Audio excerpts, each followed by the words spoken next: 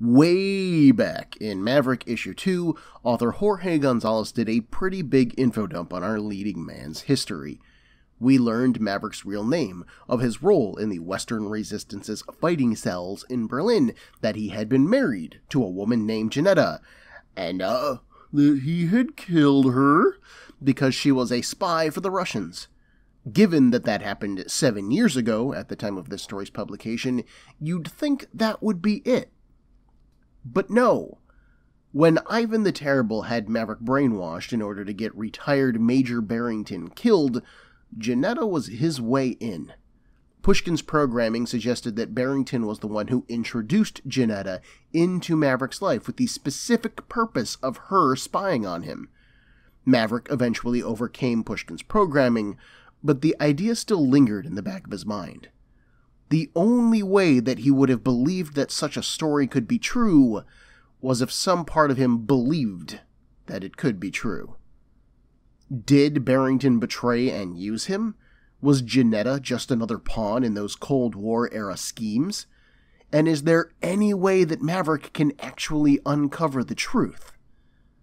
My name is Ben, and this is Comic Book Breakdown, episode 10.8, Red Rain.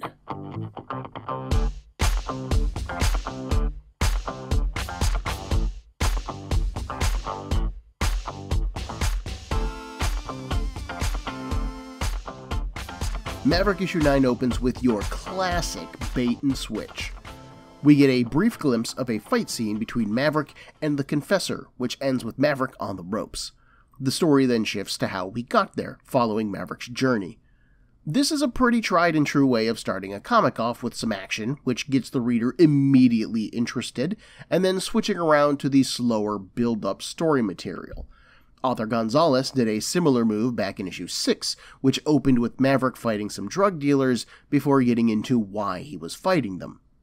The real item of note here is that this fight is happening in Berlin, Germany, so now we know our location, and that something is up with Maverick's powers. He's wrapped in a bola with the Confessor choking his throat, cursing that now, of all times, is when his powers fail him. Without the advantage that his powers bring him, Maverick isn't going to survive this fight. Which, I have to admit, is a pretty good way of opening an issue up. Maverick is on the ropes and he only has one hope, his particularly unreliable mutant powers. How will he possibly get out of this one, folks? This is some good stuff. But, because there's always a but, Maverick's silver underarmor runs up his neck to his jawbone. We know from issue 7 that the silver armor can defend against Sabretooth's blows, at least to some degree, leading me to question how the Confessor can choke Maverick through them. The Confessor appears to be a normal human, so he really shouldn't be able to have much effect on that armor. He could have some basic superpowers, I suppose, like enhanced, if not outright super, strength, but we've seen nothing to indicate that either. We then flash back to Paris, France, where we find Maverick, sans his armor, visiting Jean-Luc Vivant. The narration box tells us that Vivant is a distinguished gentleman, and we can see the Eiffel Tower in the full-wall windows behind him. Plus, Vivant is sitting in an indoor hot tub, relaxing. Or at least, he was until Maverick swung by. Vivant is an older guy who you might call a gray fox. He's in decent shape, with short black hair that's graying at the temples. He wears a rosary, despite being shirtless, and he lifts a glass of brandy to Maverick. Vivant was rather shocked to hear from him, but he offers him a drink nonetheless. Maverick politely declines, picking up on Vivant's dislike of him. There's no sense pretending that they're still friends. He comes right on out and asks Vivant for a favor. Vivant downs his almost full glass of brandy and then hauls himself out of the tub, revealing legs that are covered in scar tissue. It has been years since they last saw each other, and he did this to Vivant, and yet he has the gall to come here and ask for a favor? Really, Maverick? Maverick steps forward, willing to help Vivant into his wheelchair, but Vivant waves him off. He's not helpless. He needs neither assistance nor pity, especially from Maverick. Settled now into his chair and anger, Vivant asks Maverick what it is that he wants. Interestingly, Maverick doesn't take any of Vivant's rage personally. He explains that he needs information about Major Barrington and Janetta, and Vivant is the only man still alive who knew them both well, and who could have seen them when they were alone. Vivant teases his old friend. What, is he asking if Janetta slept with the Major? No. While she might have been a traitorous harpy, Janetta was loyal to Maverick in that regard. Vivant's comment puts Maverick on the back foot. No, that's not what he was asking about. He needs to know if Barrington was involved in the deaths of his team, Cell 6, and the destruction of the Western Resistance. In response, Vivant lights a cigarette. What does it matter? Janetta has been dead for years, and Barrington had just died. And last Vivant heard, Maverick had something to do with it. Whether or not his suspicions are true, there's no revenge to be had here. Look, Maverick says, they can take emotional potshots at each other all day. But they were friends once upon a time. Vivant was even the best man at Maverick's wedding, outright saying that he meant more to him than his own family. Can't they focus on that part of their relationship? Yes, Maverick did come here with an agenda, but he would also like to heal this wound, if it's possible. For Vivant, though, who has to deal with the repercussions of their actions daily, there will be no healing. Whatever happened in the past, the friendship between the two men is gone, and Vivant has no interest in helping Maverick. The pair exchange insults for a little bit, cementing the mutual dislike. Seeing no way of salvaging anything else, Maverick leaves and returns to his hotel room. Obviously, Gonzalez is introducing Maverick's quest to us. He wants to learn the truth about Janetta's betrayal and Barrington's involvement in it. But I'm still left wondering, why? I understand that Janetta hurt him, scarring Christoph Nord so badly that he became a whole other man, unable or unwilling to befriend others. But she's dead, man. Maverick can't kill her any more than he already did. The same is true for Barrington. If he did it, Maverick can't do anything about it. And if he didn't, well, then Maverick can't do anything about it. Sure, there's the lure of a good mystery here, but without stakes that impact on Maverick's present situation, it rings really hollow. No matter what Maverick finds out, he's still going to be a sick man with an ally in a coma and a sick teenager calling him friend. Leave the past where it lies, Maverick. You've got a life to live in the here and now. Back in 1997, at least. To me, the interesting thing here is Jean-Luc Vivant. He's another puzzle piece of Maverick's background, another connection to the man that he used to be.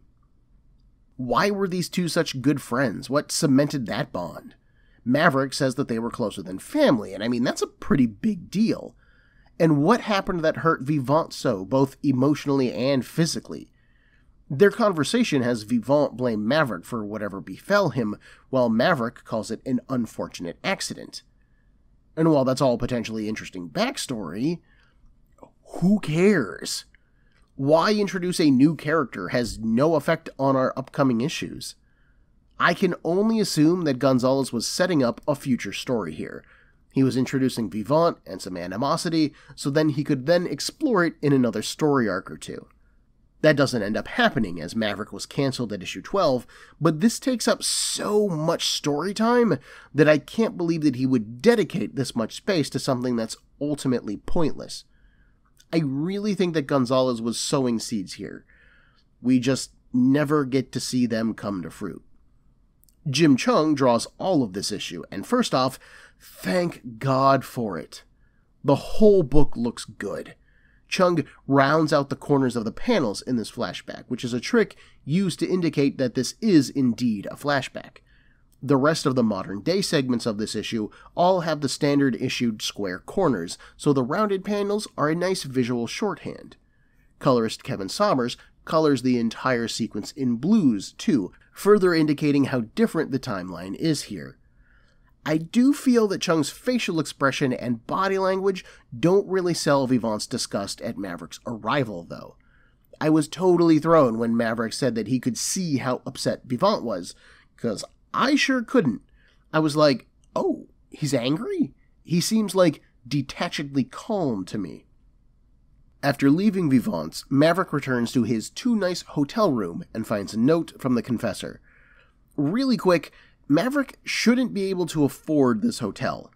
It was only an arc ago that Maverick was talking about getting his foot back into the mercenary game to support himself because he didn't have any money left. He had also explained there that Elena had been telepathically tricking people into giving them nice hotel rooms, since their funds were so low. But here he is, on his own, living it up in luxury. And I'm not guessing that the hotel room is nice. The narration outright talks about how exclusive and expensive a hotel this one is. Maverick is surprised to hear from the Confessor. He didn't even know that he was still alive. But the note tells Maverick to meet him tomorrow night, at midnight, at St. Augustine's Church in Berlin, near the Wall. This surprises Maverick even more. That specific location was one of Cell 6's secret meeting places. But how would the Confessor know it? And what does he want with Maverick? These are questions that Maverick intends to get answers for. He opens up his travel case and pulls out his armor. We then bounce to Berlin, where we find a trench coat-clad Maverick making his way to the meeting site. It bothers Maverick to be back in the city and surrounded by all of its history. Graffiti dating back to the Second World War still decorates the subway walls. Our lead does his best to shake off the nerves and finally reaches the meeting place. He calls out into the cool, misty night. "Whatever you want, Confessor. Now is the time." The Confessor agrees and swings around the peak of the church, firing multiple bolts from his high-tech crossbow. Maverick dodges them, but his bulky coat mucks up his movements, and he ends up taking a bolt to his left shoulder.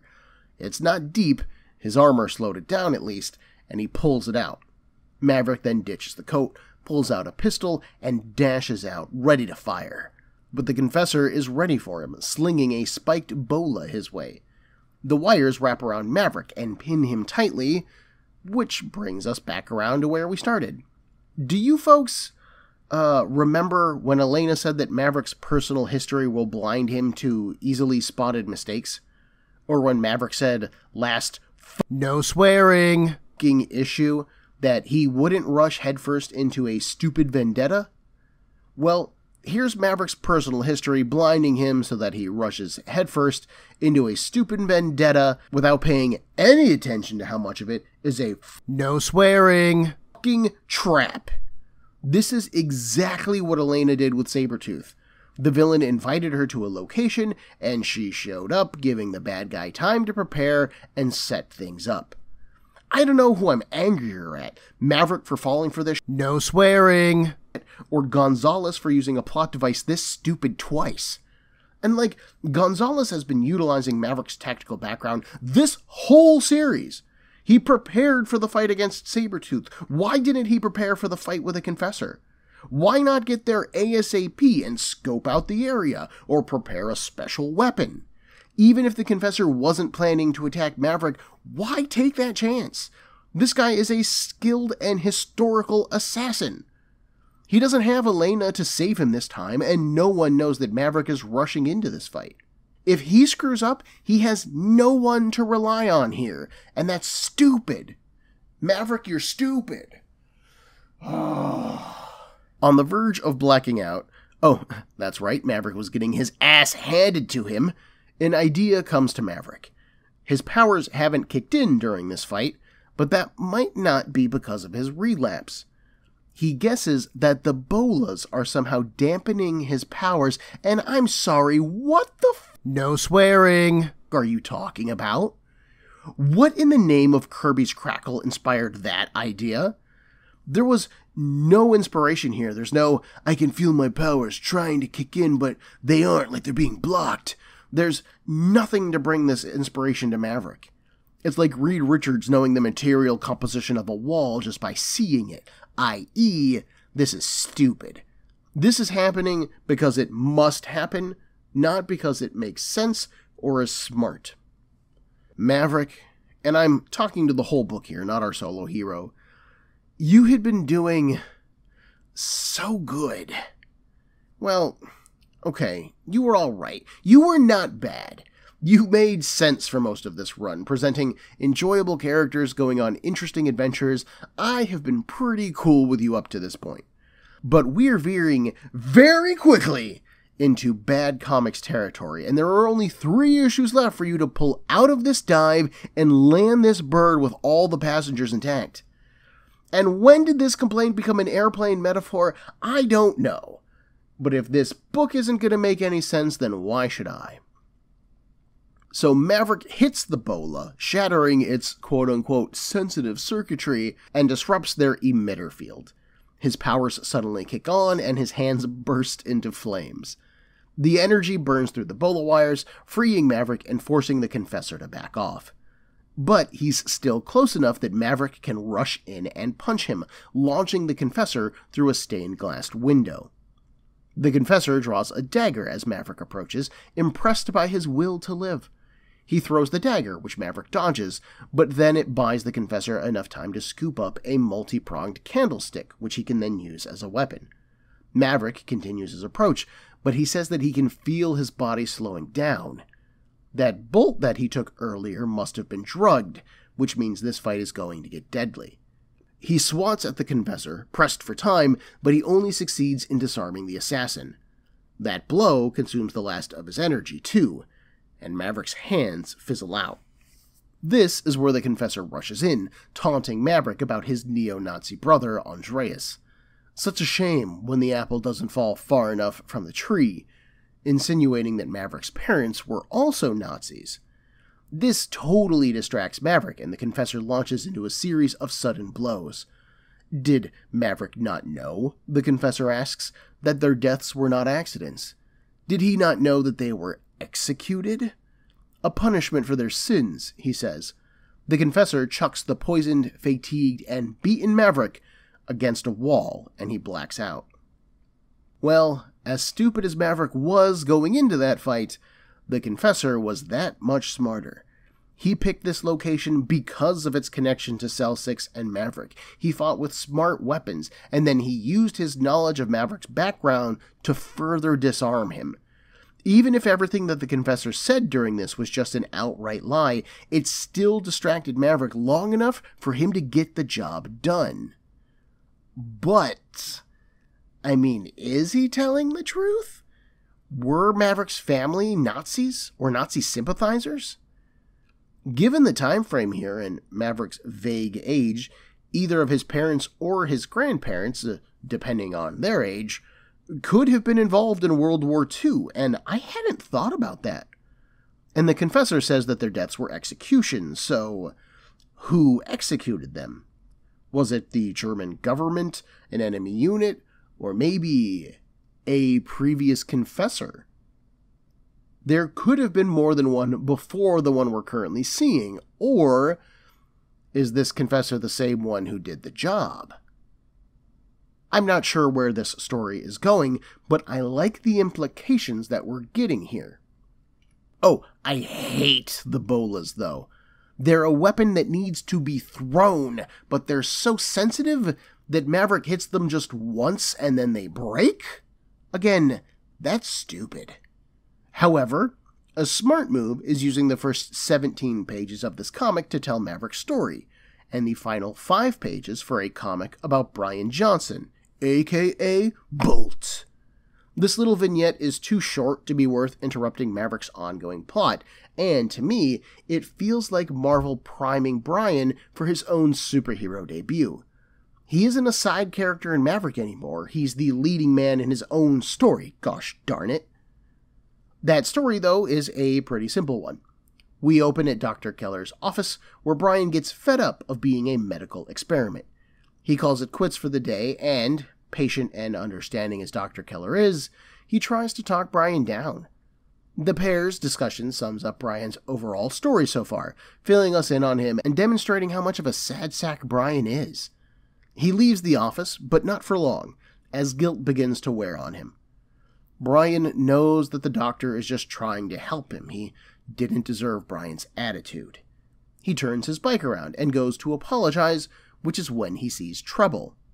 3 teenage punks from his school, Marcus Renfield, and Dice and Speed, are planning to steal some meds for a party later.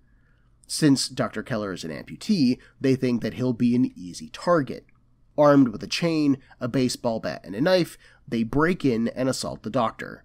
Brian knows that the doctor needs him now, but using his powers will mean outing himself as a mutant. And these a-holes will spread it around the school. This is a nice little story, and although it's really nothing special, it does work as a beginner mission for Brian. He has never used his powers offensively, not even on the Friends of Humanity, so this is going to be interesting. The only real thing of note here is that Brian bikes from, get this, Altamont Springs to Kissimmee. That's like an hour-long drive on I-4 on a good day at like 60 miles an hour. I don't know what route Brian is taking to get there, but either that kid is a real trooper or Gonzalez doesn't know the distances involved here.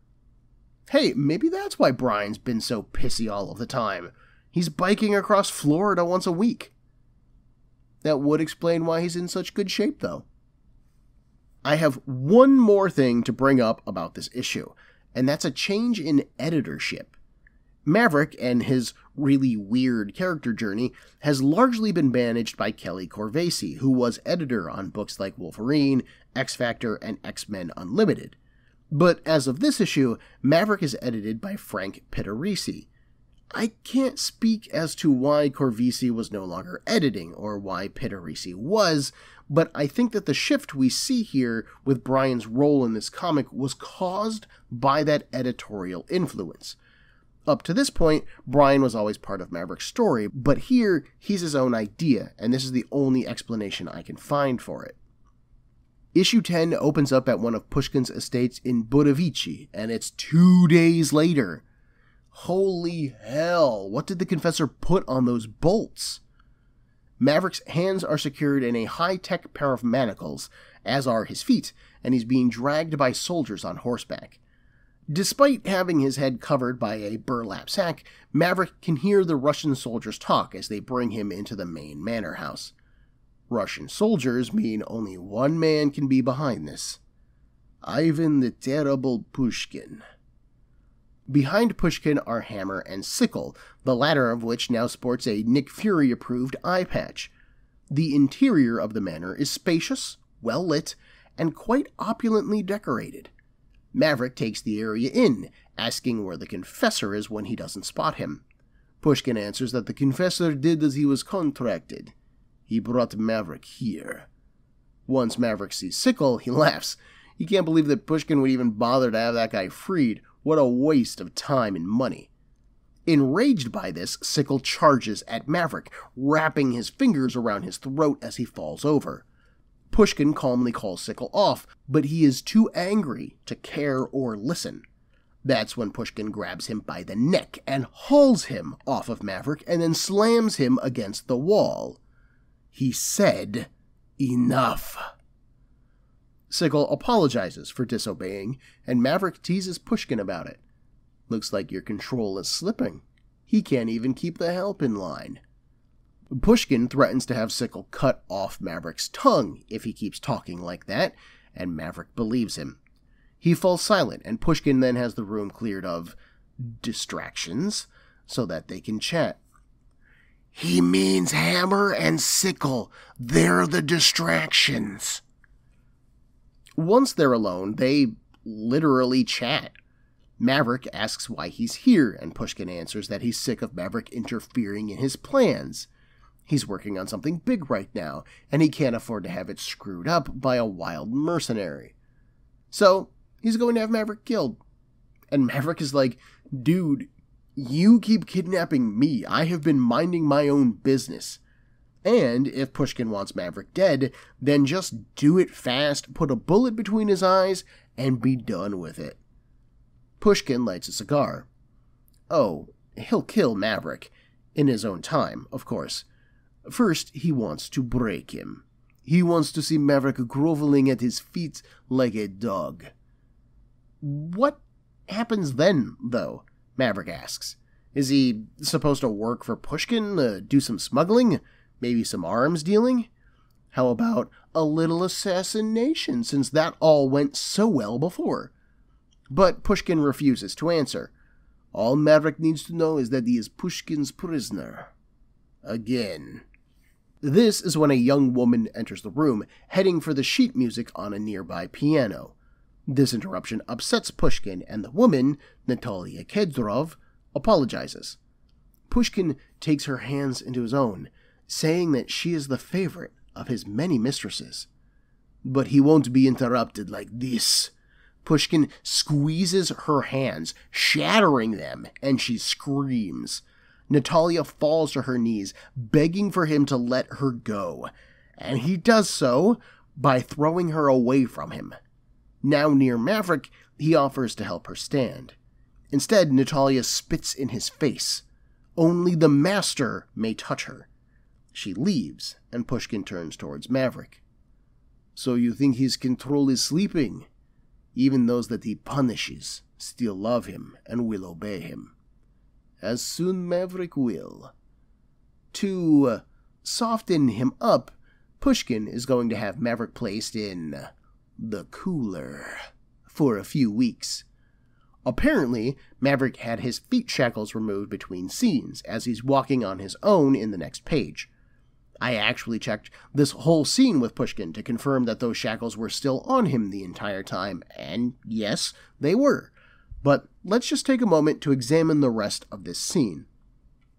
Gonzalez is mostly establishing that Pushkin is a cruel, evil villain, and not just like normal levels of cruel where he's mean to his subordinates, Darth Vader style, which we see with Sickle. But no, he even abuses a woman that he claims to care for, so he's extra evil. If this was a spy movie, though, Natalia would totally turn out to be a spy working deep undercover, and her dismissal of Maverick would have been part of her act. She'll totally be helping him to escape, though. Anyone want to put down money on Natalia being a spy? $20. Anyone? Konark? How about you? Ah, well. I also think that Gonzalez is trying to set up Sickle as more of a personal enemy to Maverick. Right now, he's just a one-off lackey with no depth or personality. But having Maverick scar him has made this personal for Sickle. He is so angry at Maverick that he tries to kill him, even going so far as to ignore Pushkin's orders not to. This is also the first time that we've seen a personal interaction between Pushkin and his boys, so this establishes how that works as well. And I gotta say, I don't see why Hammer and Sickle are so loyal to this guy. Nor do I understand how Pushkin lifted Sickle with one hand by the neck to pull him off of Maverick. Everything that we've been told about Pushkin precludes him having superpowers, so, to my knowledge, he's just a normal, slightly older guy.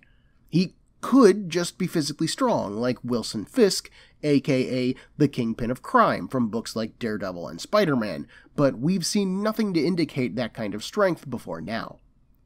I really do not get why Pushkin chats with Maverick about his plans for him or anything in that scene. I think that this is just some good old-fashioned monologuing, but with two people. Which is called a conversation, I guess. This conversation serves the same purpose as Pushkin monologuing, though, which is for him to show his hand and reveal something important, which will eventually lead Maverick to stopping him. Sure, all that Maverick knows now is that Pushkin is up to something, but now that he knows about it, he will be on the lookout for any important clues. $20 on Maverick's fouling Pushkin scheme. Who am I kidding? Of course he will. Pushkin and his soldiers escort Maverick outside so he can be taken to the cooler. Several children are playing nearby, watching this play out casually. With his feet freed, Maverick doesn't see a better chance to run than now. So he does. First, he knocks one soldier into another, clubs another with his shackles, and then takes off for a nearby row of stables. Maverick hops onto a horse and manages to get it outside without being shot. There's a thick forested area just beyond the manor house. All that he has to do is get there. Pushkin shouts for him to stop. When Maverick turns to look at him, Pushkin has a gun to one of the kids' heads. "Surrender now or the child dies." Maverick can't risk it. He just saw Pushkin throttle one of his favorite henchmen and then crush the hands of his mistress. Reluctantly, Maverick slides off of the horse, and Pushkin does release the child. The soldiers swarm Maverick, and Pushkin lets them beat his new prisoner for a time. Given that he's armored, I don't know what some punching and kicking is going to do, but the soldiers still feel good about themselves afterwards. We then jump to the subterranean cooler. That armor that I mentioned has been stripped away from Maverick, leaving him only the tattered remnants of a shirt, pants, and wrapped feet? Who took the time to wrap his feet? Or does Maverick not wear socks and he just bandages his feet all the time? Whatever.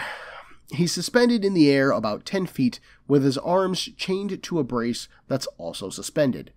Thick stalactites join him in the vast cavern. Pushkin, carrying a torch, is confident that the isolation, cold, and darkness will soon drive Maverick mad. His reliance on Dr. Langstrom last time was his big mistake, one that he won't make again. Pushkin waves the torch near her cold, stiff corpse. Then Pushkin and his soldier entourage make for the exit. He chucks the torch to the ground, giving Maverick one last bit of light. An unknown voice speaks in Russian to Maverick. He warns that once that torch burns out, they will be enveloped in darkness. Maverick doesn't recognize the voice, but I recognize that costume. That dude is a Red Guardian, which is Russia's answer to Captain America.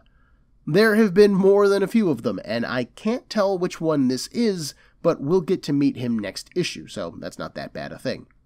One of the Red Guardians is actually going to be appearing in the MCU's Black Widow movie, which I think is pretty cool. Russia's superheroes don't really get a lot of focus in either the Marvel or DC comics, which isn't surprising, but that makes them fascinating to me. I've been loving Jason Aaron's exploration of Russia's Winter Guard in his current Avengers run. That has been neat. But Pushkin moves on, so we will too. He has a meeting with AIM, or Advanced Idea Mechanics, which is a super science-based terrorist organization. They make weapons, like real weapons of mass destruction kind of stuff. Pushkin had a feast prepared for his guests, and he invites them to eat.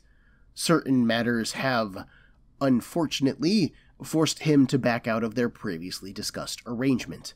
He just doesn't have the assets in place to meet his end of the contract. Hopefully, though, this won't sour his relationship with AIM going forward. AIM's representative, Agent Colby, assures him that it will not. They have other buyers for the products that they produce, so they won't lose any money from this failed transaction. This whole feast has done a great job of winning him over, and Pushkin is glad to hear it. He excuses himself, needing to return to some business matters.